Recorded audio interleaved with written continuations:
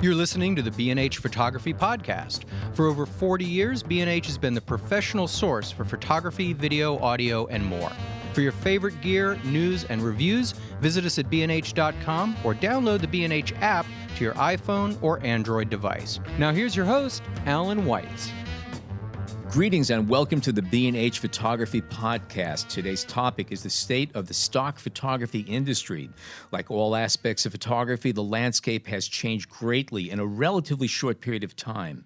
Mid-size and larger agencies have been gobbled up by even larger agencies, which in turn are being challenged by smaller micro agencies. And then we have Flickr and royalty-free photo outlets. In a word or two, stock photography ain't what it used to be. In this episode, we're going to talk about what it takes to be a stock photographer. If you're in it, fine. If you're not, what you have to do to get into it, and hopefully how to succeed in it.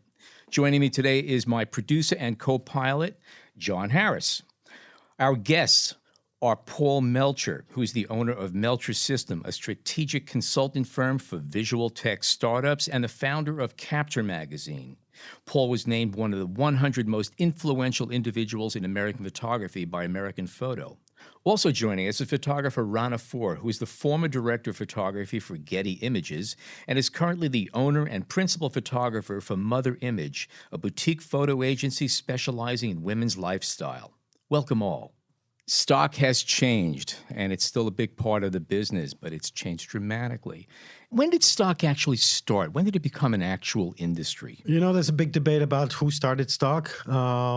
The usual acceptance is a company like Image Bank is probably the first. It started, you know, I don't have the year. Maybe you know that when it's... Yeah, just from the older days, it started out with people with literally a suitcase full of images, and they would start selling them. And that was somewhere in the 30s. And then a lot of the photographers got together as a union and started selling their images, but they weren't unionized. They didn't get that far.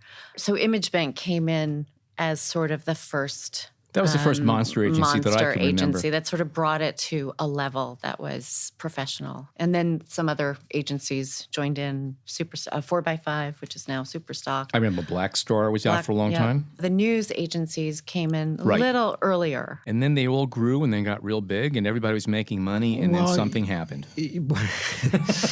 Well, they were very separated at first, and then by the end in categories, and by the end of the 20th century, you had the emergence of companies like Corbis or Getty, who started regrouping news and commercial stock and pretty much everything royalty-free, which was just starting under one roof, and that kind of already changed the marketplace a lot. At the same time, you know, in the background, the digital age started with digital cameras and the digital workflow, which allowed for the microstock companies like Shutterstock and iStock to emerge. There's a lot of terms being thrown around. We have microstock, we have boutique agencies, there's a whole bunch of different categorizations of stock agencies. Could somebody give me a little breakdown of what they are and how they differ?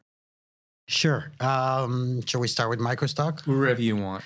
I'm easy. So microstock is a model that came out really with the digital age of photography, whereby it's really a crowdsourced photo agency where the company accepts photos from anybody and then license those images on a purely royalty-free format. It's sort of an exchange platform where photographers, anybody can upload photos, and then buyers come in and pay with a credit card, and it's a little bit more organized than a simple eBay or something like that. There's a structure, there's editors that go through the files to make sure that they have a certain degree of quality and size. But otherwise, it's probably the most automated system of commercial stock photography. Boutique, I think you're a better place to talk about boutique. A boutique agency generally is a small company, and it specializes either in subject matter or how they treat photographers, as opposed to a generalist agencies which have every subject under the sun. And a boutique agency will most likely have a perspective on a certain subject. So one other thing I should mention about microstock, and I think it's really important, is there are very technology-based companies which have reduced costs to a minimum. So what they do is they price images at very low price point, within $1 or a few dollars per image. Some of them have like Shutterstock, have the subscription model whereby you pay a monthly fee for a certain amount of downloads per day or per month or per year. So they're really volume-based solution. They're great for companies that need a lot of images, or small moms and pops companies that just need a cheap image to post on their family websites or their local They also company website. pricing is based on the size of the image as well, too. No. Well, that's very interesting. They used to be, and that has changed recently. Yes, the larger the file size, the more expensive the image. But now, since they realize that most of the usage is online and the file size doesn't matter, actually, 72 dpi is fine, and the smaller size work fine. They kind of all slowly abandoning that format, and it's one price for any size. And then the large agencies, the Gettys of the world, how many of them are left, actually? And Well, the how do they large, differ? Getty, obviously, Corbis. Then you have companies underneath like Alamy, which is an English-based company, which has a large amount of images, and then you have the microstocks like Shutterstock. But the large generalists, I think, unless I'm forgetting anybody, I would say Alamy and Corbis and Getty are the three that cover the broad range of commercial stock, news, photography, sports. And then, recently we see the emergence of startups like 500 Pixels or 2020 that are coming into the market and sort of disturbing what has been in place in the past. So it's evolving. It's changing rapidly. It's mostly changing because the technology in the photography space is changing very rapidly also. So the commercial stock and the stock photography market has somewhat evolved, adapted, struggled with the evolution of photography as we know it. And there's many great things to happen, I think. You say great things. Define great. I'm saying great because, as I said, it's very much linked to the evolution of technology, and a lot of what the stock agencies have done in the past was concentrate on print and not so much on online usage, and how we see photography evolving online. The fact that it's no longer limited to a flat two-dimensional image. It can be moving. You see Apple Live format coming out. You see 360 stills or video coming out, and VR and things like that. That allows for new models of licensing. What you're talking about is the old model of licensing is basically you rent a picture for a limited amount of time, although that amount of time is extended over the period of history. But is it safe to say that stock imagery was more stable as a way of monetizing when it was just a print world? 'Cause it seems that once everybody went online, things started to get kind of funny. Absolutely. It's been disturbed by the fact that the usage and the way people consume images have changed dramatically. Before, you would buy a magazine and it only a limited life on the shelf. Now images stay online forever, even if it's deeper into the websites. But then again, they offer more a deeper experience. The challenge for commercial stock photography companies right now is redefining how you license an image, and this is where we're having some discrepancies. Some photographers are not getting any money out of it anymore. The companies are doing very well. You can see Shutterstock is valued at more than $1 billion. But in the meantime, it's a great period to experiment and to see new companies experiments with new models that in the end, some of them might end up making more money for photographers than the old model. But fewer photographers? Because it seems to me there's also another problem is that we have there are so many more I think there's 8 times as many photographers in the past 10 years and gazillions of more pictures. So imagery is just out there that much more right now. Well, the barrier for entry for photographers lowered down very, very quickly. Companies, the microstock companies, are accepting images from anybody. As long as you can take a picture, you can submit it to them, and if they like what you have, then they'll take it and license it. So there's There's more photographers, quote unquote. There's more part-time photographers that are submitting to these companies that are challenging the professional photographers that were doing this or are doing this full time. So in that sense, yes. I don't think there's more professional photographers. I think that amount has remained stable. So the competition is more coming from the fact that there's more, again, part-time photographers coming in and submitting to that market and competing with professional photographers. Rana, you're coming from Getty Images, which is the 500-pound gorilla, and you've also now you're working with smaller agencies, but you've been in the big seat. What's your take on things? How do you see things changing, and do you like what you see? I think basically things are changing, and not just for photography. I think things are changing all around the world. They're changing for the clients, the ad agencies. So whether I like it or not isn't exactly the question. I think for me, it's more the ability to adapt and move forward. I worked at small agencies starting out, so I've been on the ground. This is from Leo DeWeiss in 1980, whatever. And I've seen those agencies grow on their own and then grow through being aggregated in some of these larger agencies, so Getty and so forth. The agencies are responding to the marketplace. They're not necessarily changing the industry for the sake of changing the industry. They're really changing it as a result of need, what their clients are asking for.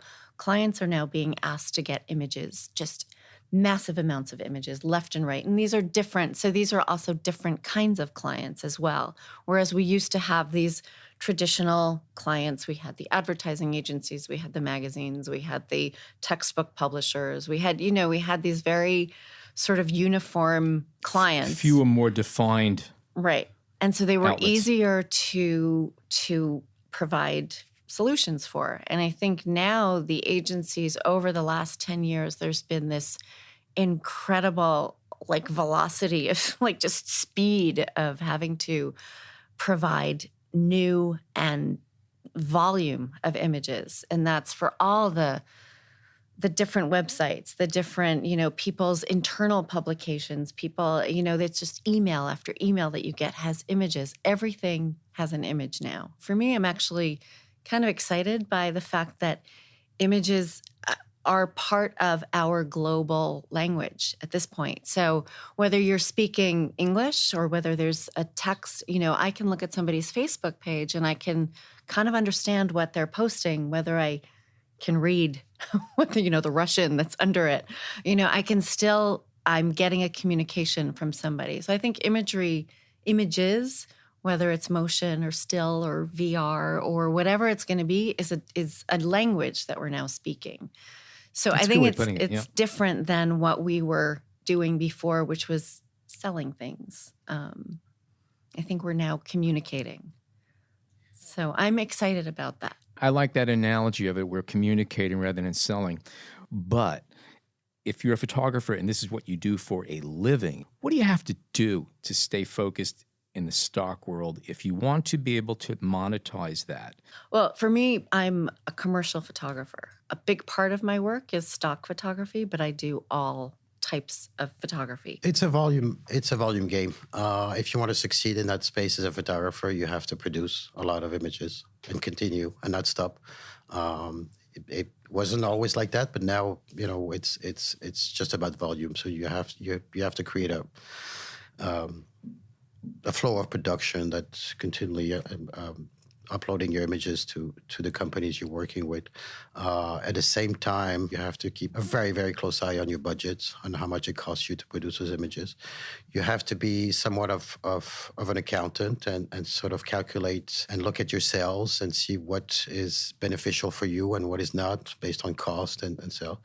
The good news about our current world is that you can look and get some market intelligence by looking at what's selling, what's on the sites, what other photographers are offering. So you can create your own offering based on what you see out there. Before, it used to be in drawers and libraries, so you could never see that. So now it's kind of an advantage. But I would say the number one priority, if you want to succeed in that space, is just to produce a lot of content and to keep on producing it. It's a lot of work. It's probably a lot of stress too, because it's not always rewarding. But you have to keep on the long term and just produce.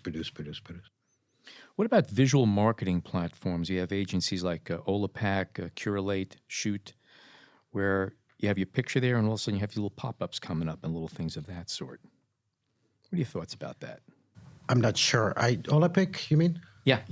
And Shoot, they're a competition to the commercial stock market, because they go and curate Instagram and places like that to find images from individuals that represent the products of companies they're working for, so that those companies can post those images on their blogs or website or e-commerce website.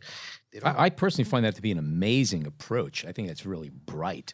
But I wonder how it would work out. For them, yes, but they don't pay any license fees or anything to the photographers or the people that took the pictures and posted them on Instagram. Well, hold on. So if I take a picture and there's, say, a can of Coke in there, and an agency working with Coke is out there grazing looking for images, and they find my picture and there's a can of Coke, and they want to have a little pop-up thing or a banner or something come up on my picture, I don't get paid for that? Oh, wait. We're talking about two different things here. Olapic and Shoot are different. You're talking about in-image advertising where you have a pop-up on the image. Yeah. That's more companies like GumGum or SnapTag or places like that. And to answer your question, no, you don't get anybody from that. They work in the same model that you see advertising on YouTube videos, basically, except that they don't.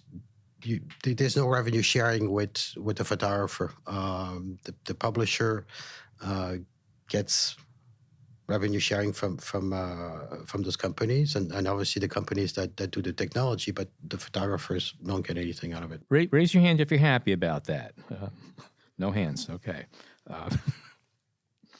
Very interesting environment we're in. That's all I can say. Just to add, I think one of the things that you were talking about was to be very targeted about what you're shooting, what you're producing, and that just to go further with that is to really have a good relationship with your agent. And once you develop that, and some of the creative research that you're talking about, which is to get a sense of what's going on, that is written out for you by the agencies. They are producing that for photographers in beautiful, websites, and they have, they spend a lot of time and a lot of money trying to educate the photographers as to what's out there and what's selling and what will help them. So as long as the photographers are making money, the agencies will be making money, because they're not going to be able to get the content, and they're not actually doing the same kind of budgets and commissions that they were doing. The work for hire is not being done at this point at the level that they were. So they're really relying on photographers. Let's say, for example, I'm a photographer and I have been shooting for 10 years and I have a backlog of images, things that I shot for an assignment that never got used, or even shots of my kids. What can I do with them? What would you do with them? Who would you approach? Is that a model to make any money, or is it kind of a waste of time? It's a lot of time. Mm-hmm. I think it really also depends on the images and the subject. Mm-hmm. So your kids, I don't know that I would suggest doing the 3-month-long edit and then all this, like if it's film, you have to scan it. If it's, depending on how far back we're talking about, I think the agencies have their fill of backlogged images. I think as a photographer, the only thing you might add to it is a magical moment where it's just spectacular. So if it's at the level of, family of man photography, and it's something that, is special, I think that would make sense. I'm not sure that I wouldn't go through my own archive, mm-hmm. actually. And I have plenty that's there that hasn't been touched. Mm-hmm. There's this myth that you can just submit your family photos to some place out there and get this constant stream of revenue coming in. And of course, there's also this myth of the as we were calling it yesterday, the lottery image, that one shot that may make you $50,000 because somebody needs it. And it just seems to be a myth. Well, it's more like history. It's not a myth.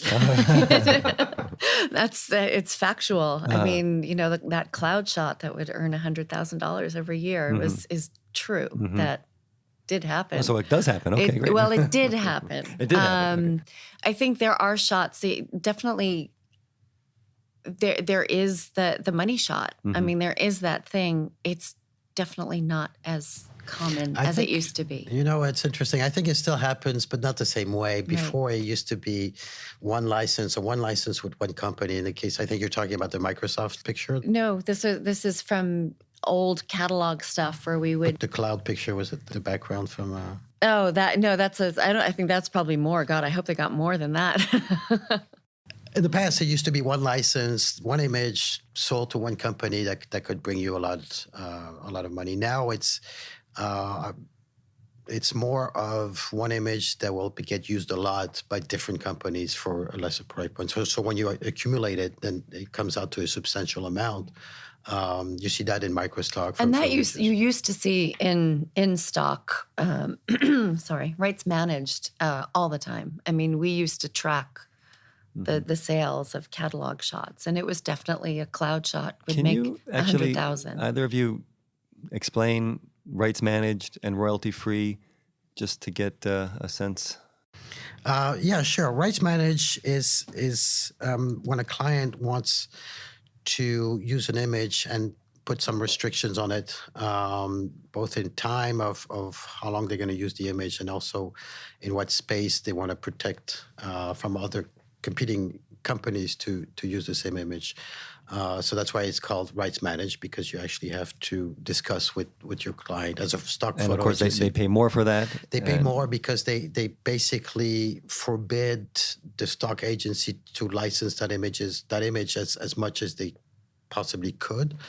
So in exchange, they pay more for the rights to. And will that translate to the photographer? Will the photographer translate? Yes. Stock photo agencies work on a commission basis. So a photographer that submits images to those agencies get anywhere from 20% to 50% these days, I think. In a very, very rare cases, a little bit more, but that's the average. So every time an image is sold, then the stock agency splits that revenue with the photographer on those bases. Royalty-free, it's basically allows a client to use that image multiple times in different formats without having to justify. They basically pay once and multiple usage. In exchange, they cannot ask for the rights to be the only one to use that image. So there's a risk that their competition might use the same image, and there's no way to know because the stock photo agency is not responsible for informing them who else was using the image. So that's more of a volume based retribution for the photographer, because the same image could be used thousands or hundred thousands of times, while by a rights managed image might be used only 5 times or 10 times, but eventually if it's the right image and the right account and the right company paying for it, it could be right. And it's a difficult balance. But as Rana said, your relationship with your stock photo agency is really important, because they will help you create those images that will have a better chance to succeed in front of their clients. They know their clients very well. As a photographer, you know photography very well, and so if you have a great relationship, then there's a match that happens, and that magic happens sometimes. Is it easy to maintain a relationship with an agency right now? Because again, there are so many people submitting pictures. My experience is that it's very easy. I mean, we're all incredibly busy. They are very busy, but this is what they do. It's harder than it was. But if I reach out to a new agency, and even with Mother Image, which is it's a boutique agency, we have almost like a photographer agency relationship. So we get advice on where the images should be placed. So whether it's royalty free or rights managed. Rights managed, traditionally, they select fewer images. And that is so that they can control the rights easier. So it's not just the individual shot that gets selected, it's the sisters, the similars along with it. So those will be limited as well. So volume-wise, what Paul is saying is that volume is part of the game and has always been and has just increased tremendously. You want to have more images selected. So as a photographer, you have to weigh what your production costs were and where you might want to place the images, and the agency will help you do that. I've not had a problem making new relationships with agencies. I think they're, for the most part, very open to it. I mean, they're looking for somebody who is, it's give and take. So they're looking for a partner, and collaborating is huge. It depends on what type of agencies you're working with. Rhonda says it's very true to small and niche agencies where they take care more of the photographers. If you go on the other side, companies like Shutterstock or iStock or the microstock companies, they don't have a special care for photographers since they're volume-based, since they get images from people all over the world, and they try to limit their costs to the minimum. They don't have a particular one-on-one relationship with photographers. They issue some newsletters and things like that to help the masses of photographers that are submitting, but they don't seek out or help photographers. If they lose one, they don't even know if they lose photographers or not, actually, because they just get huge volume of images submitted. But in the case of Mother Image or other smaller stock photo agencies, it's the complete reverse. They have almost a family relationship with the photographers that they sometimes know for 10 years, 15 years, have dinner with. It's very close relationship. That's up to the photographer to decide what type of relationship they want. If they feel more comfortable, they should go with smaller niche photography, stock photography companies. If they prefer, not having any relationship besides receiving a payment every month, then they should go with, the Shutterstock or iStock, where they're basically on their own. And I would just add to that as well, is that there's an element of understanding the needs of the agency and what you can provide and what you know as a photographer, that there's a learning curve. So as somebody coming into this new, I would say absolutely work with a smaller agency, and that they would be able to guide you through this. It's a professional industry. So coming into this, you have to understand everything from model releases to what your responsibilities are in terms of educating your models. You have to make sure that they understand that you are going to exploit their image commercially. And I literally say that to people so that it's very clear. There's no second guessing. So that will eliminate big problems later on. And those are legal issues and things like understanding copyright and understanding property release and at what point do you need. These are all very fine and finessed things that we're both members of Digital Licensing Media Association. So, and that's formerly the PACA, Picture Agency Council of America.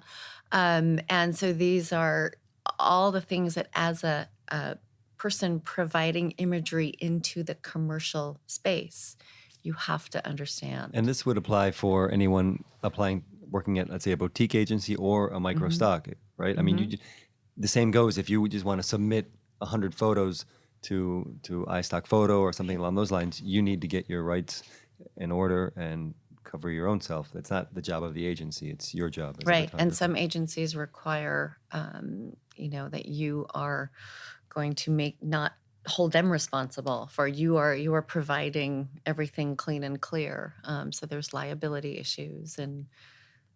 Not to scare anybody, but it's a commercial space. So the images are being used commercially on at times a big global scale. So the idea with Flickr and images have been, so the idea also with editorial type images, things that street photography, that kind of thing.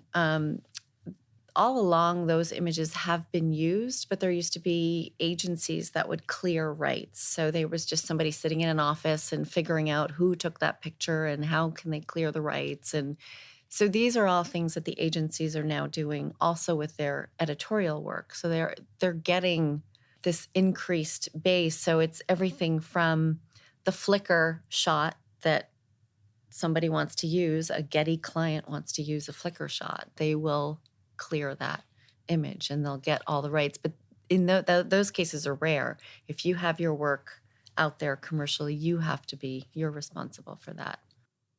If for somebody who's first getting into stock, say they've been taking pictures for a while or they have a large archive, does it matter if you have a particular niche that you're good at, or could you be just a good, what I call a shotgun photographer, where you could just walk down the avenue and just pull cherry images out of the sky and you have great stuff, but it's random? Does it make a difference, or is it really the quality of the work that would attract an agency? I think you can succeed in both, with both backgrounds. Stock is a special beast in so much as, you're creating images for others or for companies to use it as a message for their brands or products.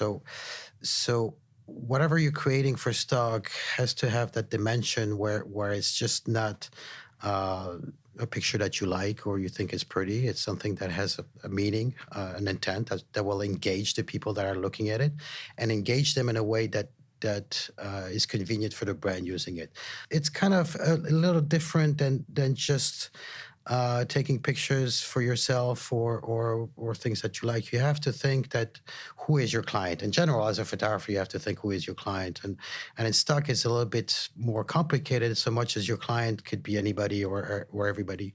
It could be the dentist, creating his new website, or it could be, as we talked about before, Coca-Cola deciding to want to do a campaign of something using an exciting image. So every time you take a picture and you're thinking about doing pictures for commercial stock, you have to think about this wide possibilities of usage that your image can have, and be also very careful in not including things that people cannot use in their images. One very common example is that obviously any photo with a logo in it will never be used in stock. First, because you don't have the rights, and then second, no other company is going to use an image with a different logo in it or things like that. So it's a different frame of mind that you have to keep.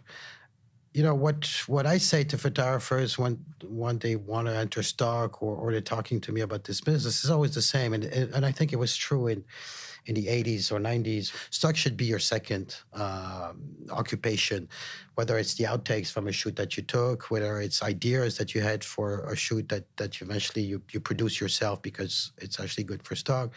But it should not, I really don't think it should be your number one and only source of revenue as a photographer. And Rana could speak much better about this. I don't think it's as rewarding as working for a client directly. I don't think it's rewarding as an artistic, reward, and financially, I think it's probably not as rewarding as that. And there's so many other things that can be done. We're talking about technology and the way the market and photography is evolving. I see these companies that have Instagram accounts or Facebook accounts or Twitter accounts and Snapchat, and they have an extraordinary need for photography. They have to feed those social media channels that they have, and those are getting more and more important for them. And they don't have anybody on staff to do that. And sure, they can buy and license some images from Shutterstock and Getty here and there, but it doesn't show their own company culture.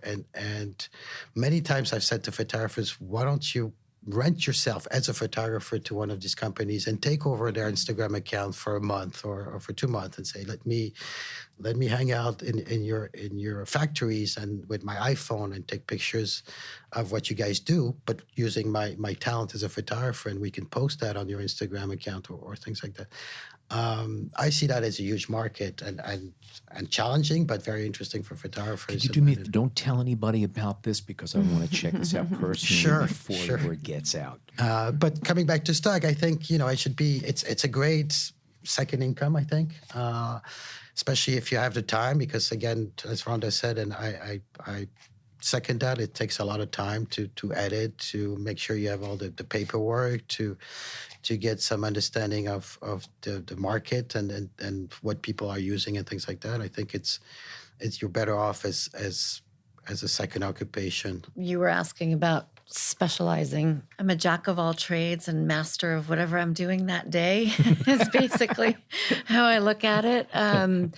Stock definitely is a part of my income. It's a big part of my income. It's a big part of my thought process, but it's actually not what I do every day. I am a commercial photographer responding to clients and jobs and assignments. And so that's where my day. But you wear two hats, right? Because you shoot, and I guess some of your outtakes or some of the things you may happen to catch, you sell as stock, but you also have an agency where you're hiring, or not hiring, but you're using the work of other photographers, correct?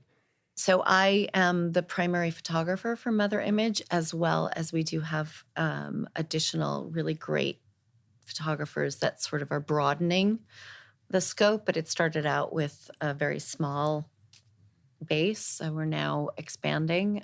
So we're bringing in photographers with different visions.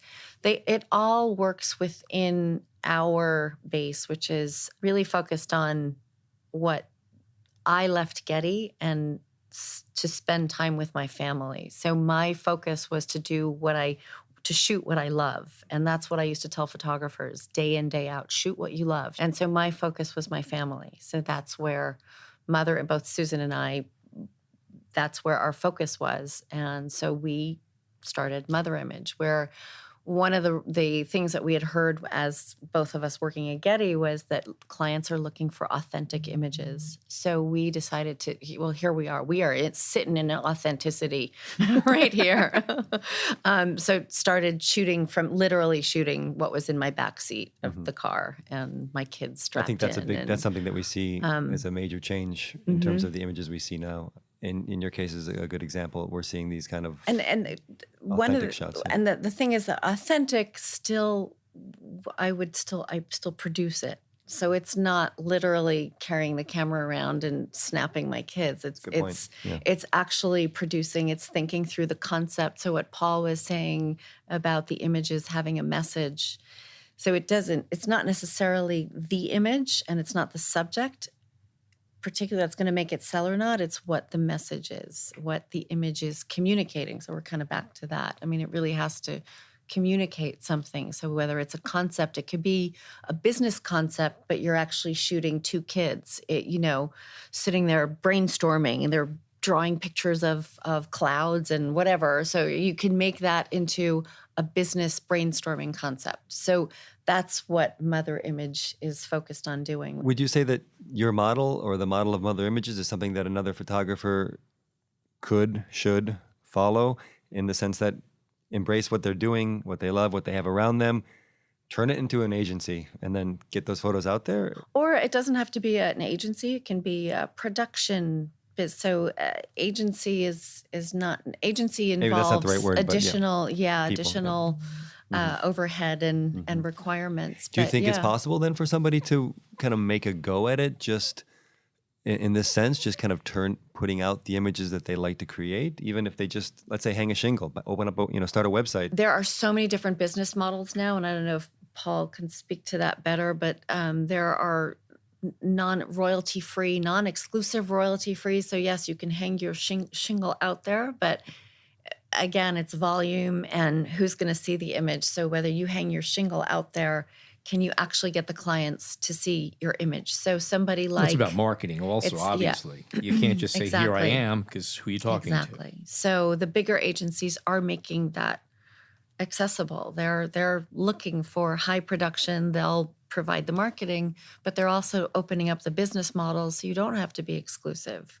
So you can actually sell your own images at the same time as they're licensing them. So there are a lot more options now than there were. This is a question I had from prior in the conversation, but is it possible to predict a budget or what you might bring in each year? Because you were talking, obviously, as a photographer, you need to understand these things. But can you really predict, at least with your size of your agency, what you expect to make each year and how these images will do? Or is it just kind of hope for the best? It's definitely changed. I'd say the last 10 years, it's a different number that we're looking at, a different equation that you're looking at. So, but the coming up with the equation is the same. So you're looking at your sales, you're looking at your volume of images and where they're placed. And, you can do everything from detailed spreadsheets to now, I mean, you can download your sales, your monthly royalty statements, and you can actually, plug them into an Excel spreadsheet, and you can do a year by year analysis, or you can do a, time. I mean, you can do all sorts of things, and I would definitely recommend that. It used to be that the shelf life of an image was far longer. So anywhere from 10 to 15 years. At this point, I'm still selling images at a certain small agency, which I won't mention, but I'm still selling images. So they're still there. I haven't submitted in over 10 years to this agency, and I'm still receiving royalties. And as a photographer, would you recommend spreading yourself out amongst different agencies? It depends on your volume. It really depends on how much you're going to produce, because as Paul is saying, volume, I think it's volume and your relationship at the same time. So it's volume and what you're shooting and the subject. But it depends. I'm spread out. That's how I like to be. I like to know that, if that's not working, that's working. Yeah, no, that's a good strategy. And that's and that I think has helped me survive. Yeah, I think to answer your question, it depends on multiple factors. First, I think is your personality. If you want to deal with multiple stock agencies or not, if you have the time also, because it's different royalties, it's different people to talk to. And, I think it also depends on what type of content you create. And then third, there's always this ongoing debate between photographers. Some are very, very happy by being an exclusive with an agency. Usually what you gain from that is that you get a higher royalty rate for being exclusive with that agency. Getty and Corbis and others have these special programs where if you do not submit to anybody else, you get 10% royalty more or something like that. So some people are very comfortable with that. Others are like, well, I make more money by spreading it out to as many agencies as I can. So it's, it varies. Depends on your mindset, I guess. Yeah. And then again, I think to me, it would be more a question of time, because you have to manage all these relationships and make sure you know where you sent what images to whom and if they paid you and, things like that. But some photographers are very comfortable at doing that. My impression is that, I'm sure it's not just mine alone, is that rates have gone down. I mean, a lot of photography is absolutely free. What can you do if you are a photographer and you are doing this or you want to start doing this?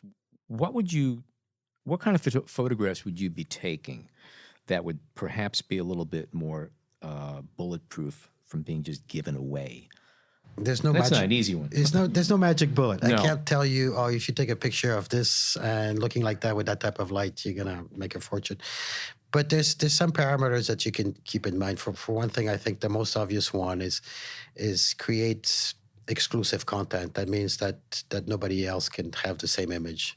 Whether it means that you're in a location that nobody else can reach, whether your model situation, you see that, for example, very much in to use an example, extreme sports, for example, where you have these incredible images that is hard for any other photographer to replicate. One element that we haven't really touched upon, a lot of the stock photography that you see is partly or heavily retouched with Photoshop, and sometimes elements are being included in post-processing. I'm not saying that about your pictures, obviously, but you see that a lot on a microstock space also. So there are some photographers that are extremely good at creating concept images by using elements of 2 or 3 photos that they take themselves. They don't steal it from anywhere else, and recreating a conceptual image that actually has a lot of value. So that's another way to be exclusive. With so many more photographers out there right now, is it harder to get into an agency like Corbis and Getty? They're still looking for photographers. They're absolutely looking for photographers, but I think they're looking for photographers that are educated in what needs to be done and that are coming with a vision and a knowledge base. Past 10 years have been pretty crazy as far as how it's changed. What do you feel about the next 10 years? Like we touched upon at the beginning, I think what we're going to see is a widening of the type of format that we call photography. It's no longer going to be the simple flat 2D image, partly moving with depth. We see it with VR and upcoming this year and things like that. So photography is as an object, if I can name it like that, is going to evolve. And behind it, or along with it, the way people license or pay to use those images, whether it's on assignment for hiring photographers or on a stock aspect of it. We see Getty last year just released a lot of their images, I think 35 million, where people can use it for free by just using an embed code.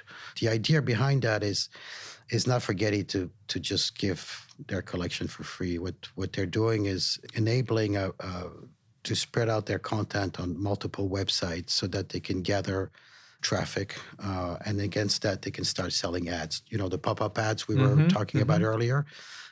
So instead of licensing those images directly to the publishers, they give those images for free, and down the line they'll be adding some advertising on those images, and Getty will make revenue not on the licensing fee but on the advertising and the traffic that it generates. So there's much more money to be made on with that type of model than there is with the traditional licensing, especially the online licensing where you're talking about a few dollars per usage. We're going to see that evolve and grow, and that's going to be, especially if Getty succeeds in implementing that, you're going to see a lot of other stock photo agencies running behind and replicating that model. Yahoo had announced last year that they're going to open Flickr to commercial sales, and this is a commercial stock photo agency also. And we're going to see more of entry in the markets like that from pictures taken by everybody, entering the stock photo market and being available for anybody to license. Any thoughts?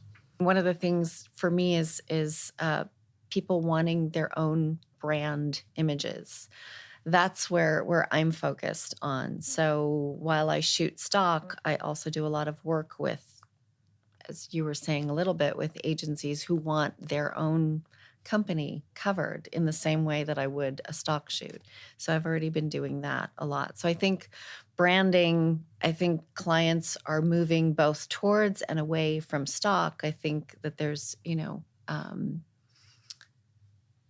a lot of room for a lot of photographers. Is the word stock photo even valid anymore?